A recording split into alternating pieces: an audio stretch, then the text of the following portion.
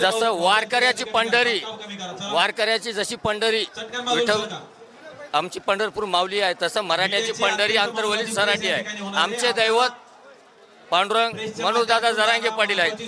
बैठक आंतरवाली सराटीमध्ये मनोज जरांगे पाटील यांच्या उपस्थितीमध्ये पार पडली आणि माझ्यासोबत बोलण्यासाठी काही मराठा बांधव आहेत. काय दादा, राज्यव्यापी बैठक पार पडली, आता मुंबईच्या दिशेने जायचा निर्णय ठरलाय. राज्यव्यापी बैठक पार पडली. आज मनोज जरांगे पाटील आदेश सांगितले तर आपल्याला मुंबईच्या दिशेने जायचं आहे. जसं वारकऱ्याची जशी पंढरी विठ्ठल आमची पंढरपूर माऊली आहे, तसं मराठ्याची पंढरी आंतरवली सराठी आहे. आमचे दैवत पांडुरंग मनोजदादा जरांगे पाटील आहेत. मनोजदादा जरांगे पाटील जेव्हा जेव्हा आव्हान देतील समाजाला, त्यावेळेस समाज जातीने हजर राहील.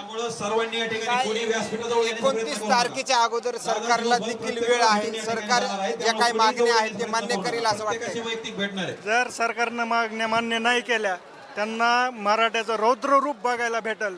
अख्खी मुंबई असो, ऑल महाराष्ट्र, ऑल देश हा आम्ही जाम करून टाकू.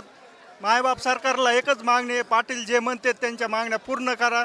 आम्ही सर्व मराठा सेवक, मराठा बांधव पाटलाच्या ताकदीनं पाठीमागे उभे आहोत. एक मराठा. काय चर्चा काय झाली आणि पाटलांनी काय तुम्हाला सांगितलंय, काय सूचना दिली? चर्चा आता अंतिम ठरली की मुंबईला जायचं, कारण की 58 मोर्चे काढून पहिले एकदा मुंबई वारी केली, याचा काही फायदा झाला नाही. पण आता मराठे मुंबई जाम करणार म्हणजे करणार 100%.